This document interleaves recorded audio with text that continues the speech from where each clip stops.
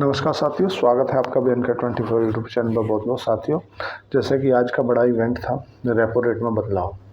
आज 25 basis point का RBI के गवर्नर जो हैं तुम्हारे संजय मल्होत्रा जी, उन्होंने कर दिया।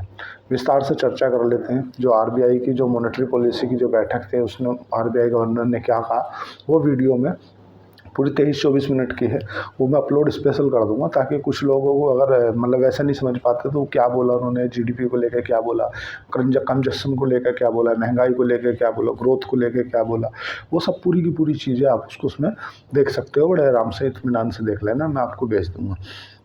अब बात कर लेते हैं चाइना पर लगने वाले टैरिफ की। डोनाल्ड ट्रंप ने कल क्रेज के चक्कर में 104% का टैरिफ आज रात्रि से ही चाइना के ऊपर लागू कर दिया। 104% का। देखो क्या है कि ये कंडीशन हो गई कि जैसे बच्चा रोता था और मारते थे, और रोता था और मारते थे, तो चाइना के ऊपर लगा था 10% का टैरिफ। पहले से जो चला आ रहा था 10% का था। फिर चाइना ने उनको फेंटानिल एक दवाई भेजता था, उस पर अमेरिका ने 10% और लगाया, 20% हो गया। भारत क्यों बचा हुआ उसके लिए पता था। तो फिर चाइना ने रिवर्स में अमेरिका के ऊपर टैरिफ लगा दिया। फिर अमेरिका ने 34% का टैरिफ लगा दिया। फिर चाइना ने 34 और लगा दिया। अमेरिका ने 50 और लगा दिया। तो ऐसे करते करते 104% का टैरिफ लग चुका है चाइना के ऊपर। तो आज की डेट में मुझे नहीं लगता कि अब चाइना के साथ में अमेरिका का कोई व्यापार सही सेफ बचा है। और इतना कंडीशन ख़राब है कि जो डोनाल्ड ट्रंप के जो सबसे क्लोज माने जाते हैं ना, इलोन मस्क खुद उनकी तरफदारी करने पहुंच गए। भगवान बख्श दे, हाथ जोड़ता हूँ, तेरे पैर पड़ता हूँ भाई, हाथ जोड़ता हूँ, बंद कर दे से टैरिफ की दुकान को भाई, तेरे चक्कर में मेरा करोड़ों का नुकसान हो रहा है। तो डोनाल्ड ट्रंप ने बोला यार, जब हमारी नौकरी लोगों को नौकरियाँ से हटा रहा था, तो कहीं ना कहीं हमें भी तो दुख हो रहा था ना उस चीज़ का। खैर वो चीज़ अलग है। तो डोनाल्ड ट्रंप के जो सबसे क्लोज सहयोगी हैं एलोन मस्क, वो पहुंच गए हैं कि भाई साहब ये सब बंद कर दे, टैरिफ मत लगा, मेरा नुकसान हो जाए, मैं बर्बाद हो जाऊंगा। ऐसा मैं क्यों बोल रहा हूँ साथियों, जैसा कि सब जानते हैं एलोन मस्क जो है टेस्ला कंपनी का मालिक है। और टेस्ला कंपनी की जो सबसे अधिक कारें हैं ना, वो अमेरिका के बाद दूसरे नंबर पे चाइना में ही बिकती हैं। और चाइना की जो खुद की मैन्युफैक्चरिंग गाड़ी है ना, BYD, वो उसके टक्कर देने के लिए आज मार्केट में है ऑलरेडी चाइना में। अगर चाइना की बात करें तो लगभग 9,28,000 रुपये के आसपास में BYD जो मध्यम रेंज की गाड़ी है वो वहाँ पे अवेलेबल है। और जो वाई रेंज की टेस्ला की वाई रेंज की गाड़ी है ना, वो है 52 लाख की। अब अगर मैं आपको यूनिट बताऊंगा तो आपके दिमाग के पत्ते खुल जाएंगे, बोलेंगे यार ये क्या हो गया। अमेरिका में टोटल जो टेस्ला की यूनिट बिकती हैं, वो बिकती हैं 6,54,888 यूनिट। और चाइना में जो बिकती है ना टेस्ला की यूनिट, वो बिकती है 6,03,304।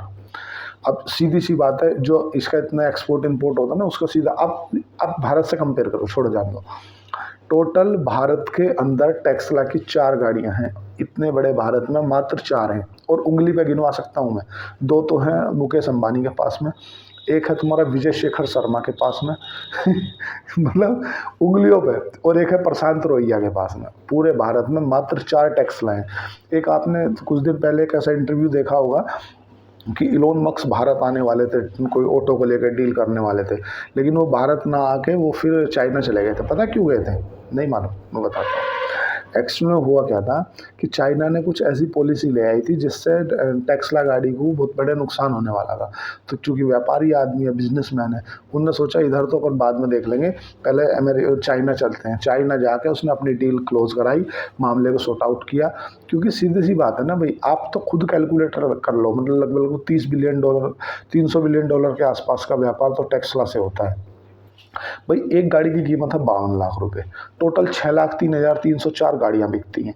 मतलब अगर आप 3,000 भी काट दो ऊपर ऊपर की, 6 लाख भी पकड़ लोगे तो 6 इंटू 52 लाख। टेस्ला की एक गाड़ी की कीमत है 52 लाख। तो पहला मार्केट में कॉम्पिटिटर खड़ा है उसके लिए। तो भाई टेस्ला के कॉम्पिटिटर खड़ा हो गया BYD चाइना के अंदर। अब BYD खड़ा हो गया तो उस पर तो पहले ही कॉम्पिटिटर से बीट करना है। और दूसरा, आपने ऐसी सिचुएशन क्रिएट कर दी कि जो उसकी 52 लाख की गाड़ी थी ना, वो पड़ेगी 1 करोड़ मतलब 4 लाख की।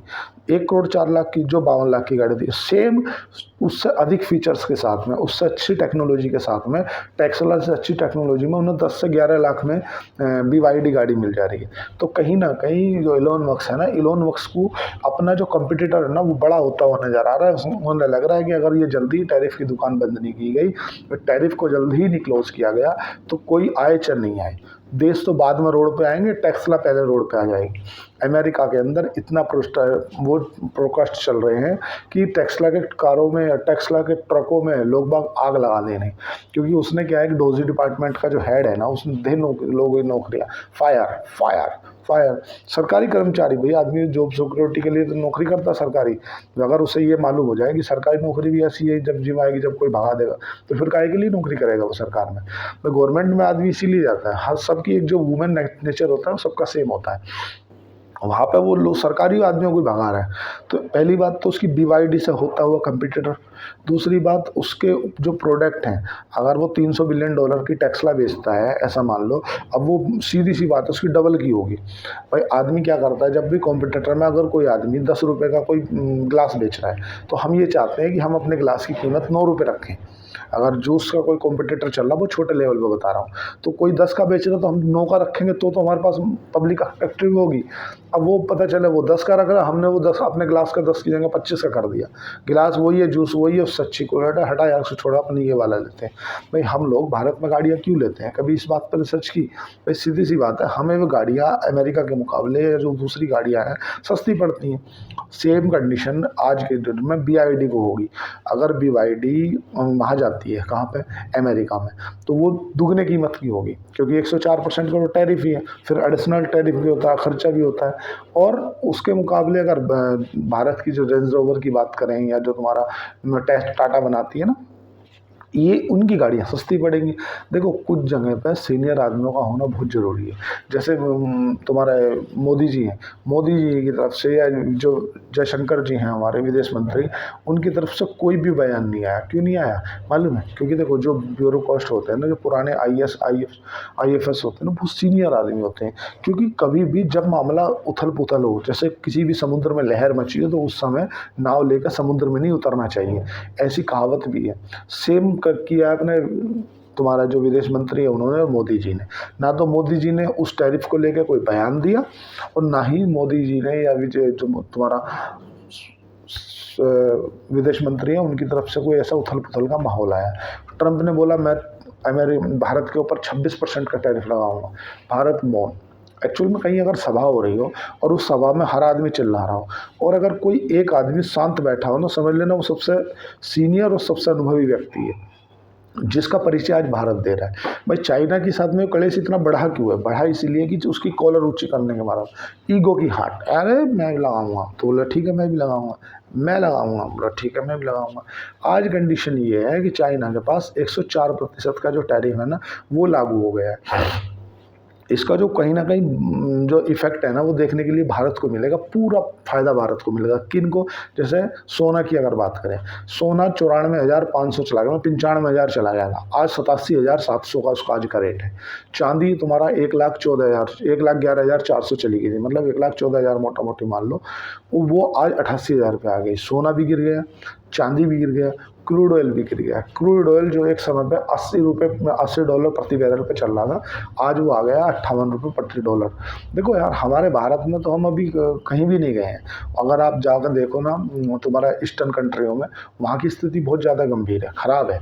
क्यों? क्योंकि जिसका जो क्रूड ऑयल है $80 प्रति बैरल पे बिक रहा था, आज वो 60 पे बिक रहा है, जो कि 4 साल के सबसे न्यूनतम भाव पे है। तो उनके लिए रियल में मंदी है, भारत वालों के लिए अभी कोई मंदी थोड़ी है। और जो भारत की इन्फ्लेशन है वो कंट्रोल में है, जो कि RBI के गवर्नर जो तुम्हारा संजय मल्होत्रा जी है, उन्होंने बोला कि महंगाई जो भी लगभग 4.5% थी, वो घटकर 3.9 हो गई है। और जो उन्होंने इन्फ्लेशन का अनुमान जताया, वो लगभग 4.2 का बताया कि 4.2 के हिसाब से महंगाई रहेगी। और कंजप्शन का जो आंकड़ा है, कंजप्शन का भी बढ़िया आंकड़ा है, कोई ऐसा कोई खराब आंकड़ा तो आया नहीं। और साथियों 55% जो प्रोडक्ट है ना, 55% प्रोडक्ट ऐसे हैं जो कि भारत अमेरिका को नहीं एक्सपोर्ट कर पा रहा था। कारण कि जो चाइना का जो माल था ना वो इतनी चीप रेंज में पड़ता था उनको कि भारत उसको उस रेट में बना के ही नहीं दे सकता। लेकिन अब इस टैरिफ लगने के कारण लगभग 55% प्रोडक्ट ऐसे हैं जो अमेरिका के जो व्यापारी हैं ना वो भारत से लेना रेफर करेंगे, ना कि चीन से। तो इससे जो एमएसएमई बिजनेस है ना, जो छोटे स्केल पर चलने वाले बिजनेस है ना, उनको ऑर्डर मिलने चालू हो जाएंगे। देखो सीधी सी बात है, जो चाइना है ना, चाइना चीप रेंज पे प्रोडक्ट प्रोवाइड करता है। अभी एक चीज़ और हो सकती है कि चाइना जो है ना अपनी करेंसी को डिवैल्यू कर दे, क्योंकि आपको एक चीज़ देखनी होगी, जब भी कभी ऐसी कंडीशन आती है ना तो अपनी करेंसी को कमज़ोर भी किया जाता है। जब करेंसी कमज़ोर हो जाती है ना तो जो दूसरे देश है ना वो उसको एक्सपोर्ट के लिए चीप समझने लगते हैं। तो इसीलिए चाइना अपना एक्सपोर्ट बढ़ाने के लिए हो सकता है अपनी करेंसी को डिवैल्यू कर दे। अपनी करेंसी डिवैल्यू करता है तो उसका जो इफेक्ट है ना वो एशिया के बाज़ारों पे देखने के लिए मिलेगा। कभी भी ऐसा कई बार हो चुका है, एक बार नहीं, ऐसा कई बार हो चुका है कि जब भी देशों के एक्सपोर्ट घटते हैं ना तो वो देश क्या करते हैं, अपनी जो करेंसी है ना उसको डिवैल्यू कर देते हैं। अगर कोई सामान, सपोज करो मैं अमेरिका का रहने वाला हूँ और मेरी तरफ एक तरफ चाइना खड़ा है, एक तरफ भारत खड़ा है, ठीक है। मैं कोई प्रोडक्ट अगर भारत से खरीद रहा था तो मुझे वो पड़ रहा था 80 रुपये का। अगर भारत ने अपनी जो करेंसी है ना उसको डिवैल्यू कर दिया, मतलब जो $1 के अगेंस्ट में मुझे 80 रुपये मिल रहे थे, अब सेम $1 के अगेंस्ट में मुझे मिलेंगे 90 रुपये। तो 10 रुपये की करेंसी किसने गिरा दी? उसकी देश ने। तो मेरी वो जो देश है वो सस्ता पड़ने लगेगा, क्योंकि यार तो मुझे 10 रुपये एडिशनल का फ़ायदा मिल रहा है। ऐसे ही चाइना हो सकता है अपनी करेंसी की डिवैल्यू कर दे। लेकिन अगर इसमें इस टैरिफ की लड़ाई में सबसे ज़्यादा अगर किसी को नुकसान होगा ना तो चाइना को इतना ज़्यादा नहीं होगा जितना नुकसान होगा एलोन मस्क को। और इसीलिए चाइना भी कोरा रुचि करके बैठा हुआ है, बोले देखते हैं, आ जाओ कर लेते हैं 2-2 हाथ। क्योंकि चाइना को पता है कि कौन सी दुखती नस पर हाथ धरना है जहाँ से ये सब तिल मिला जाएगी। भाई एलोन मस्क अगर खुद बोल रहे हैं, और ऐसा कल मैं एक स्पीच चल रही थी लगभग रात को 1 बजे, तो उनकी जो प्रेस कॉन्फ्रेंस हो रही थी उसमें उन्होंने बताया कि लगभग 70 देश ऐसे हैं जो बातचीत के लिए खड़े हैं और अमेरिका ने 86 देशों के ऊपर टैरिफ लगा दिया है और उनसे टैक्स की वसूली चालू कर दी है। और 70 देश ऐसे हैं जिनकी याचिका समझ लो या तो उनकी कॉल समझ लो, जो कि अमेरिका में व्हाइट हाउस में जा चुकी है कि हम बातचीत के लिए तैयार हैं, मतलब नेगोशिएशन के लिए जगह छोड़ी है। और ऐसा बोला है जो डोनाल्ड ट्रंप है, उन्होंने बोला कि नेगोशिएशन तो चाइना भी करना चाहता है, बट उसको ये समझ में नहीं आ रहा कि वो शुरू कहाँ से करे। लेकिन अभी जो कंडीशन है ना वो कंडीशन है पूरी कालारुचि करने वाली। देखो कोई दोनों देशों में से अगर एक देश झुक जाता है ना तो बात सब सेटल हो जाएगी, पर लेकिन झुकने के लिए कोई भी तैयार नहीं है। भाई अगर तुम्हें 2-4-5 हज़ार रुपये कमाने हैं तो फिर अलग बात है, लेकिन अगर आपको वेल्थ कमानी है तो उसके लिए लगता है समय। ठीक है, अब इसको जो ये मौका आया, इस मौके को भारत को क्या है ना कि एक तरह से ये समझ लो कि अपॉर्चुनिटी के हिसाब से देखना चाहिए।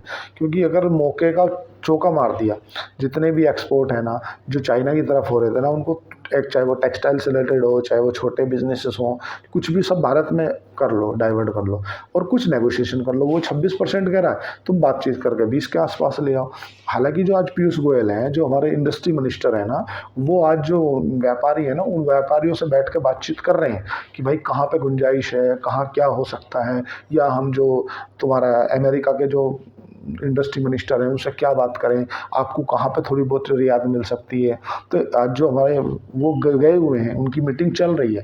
इस तरफ रेपो रेट में बदलाव हो ही गया, तो सीधी सी बात है रेपो रेट में बदलाव तभी होता है जब महंगाई कंट्रोल में होती है।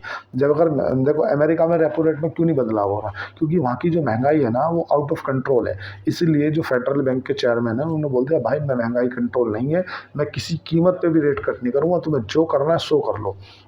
और डोनाल्ड ट्रंप बोल रहे ये तुम राजनीति मत करो, तुम रेट कट करो। एक्चुअल में क्या है, देखो डोनाल्ड ट्रंप है ना एक राजनीतिक व्यक्ति है ना, और जो नुकसान होता है वो इंटर व्यापारियों को होता है, ना कि राजनीतिक को। जैसा नरेंद्र मोदी जी हमारे भारत में, वो व्यापारी तो है नहीं, वो तो राजनीतिक किसी में, उन्होंने अगर कोई टैरिफ लगा दिया तो इस देश के जो व्यापारी है ना वो फिर तलाशने लगेंगे ऑप्शन बी कि यार अगर हम यहाँ से कोई सामान लेते हैं तो वो सामान पड़ रहा है हमें 100 रुपये वाला 200 का, तो हम ऐसा कोई देश देख लें जो हमारा 100 रुपये वाला सामान 120 के आसपास पड़े, तो सीधा भारत, कहीं और दिख ही नहीं रहा ना। क्योंकि देखो पाकिस्तान में इतनी इंडस्ट्री नहीं है, ना पाकिस्तान हमारे जितना पंजाब कुछ कर सकता है। दूसरी बात है चाइना से उनकी तनातनी चल रही है और अमेरिका भी जानता है कि दोनों देशों के साथ में, चाइना विद भारत, दोनों के देशों के साथ में भिड़ना अच्छी बात नहीं है और ना वो भिड़ना चाहेगा। भाई भारत तो फिर कुछ बोल ही नहीं रहा, किसी चीज़ को लेकर कोई किंतु परंतु कर ही नहीं रहा। उनने बोला मैं 26% टैरिफ लगाऊंगा, हाउ मैं फार्मा पे भी लगाऊंगा। हाउ? क्योंकि भाई जब अगला आदमी बोल रहा है मैं सुपर पावर, हाउ भैया तू सुपर पावर, तेरा ही घोड़ा बड़ा, तू ही बड़ा। तो उस कंडीशन में होता क्या है कि वो बातचीत कर लेता, हाँ यार ठीक है चलो उसमें व्यापार में घाटा हो रहा, चलो अपन बात करते हैं।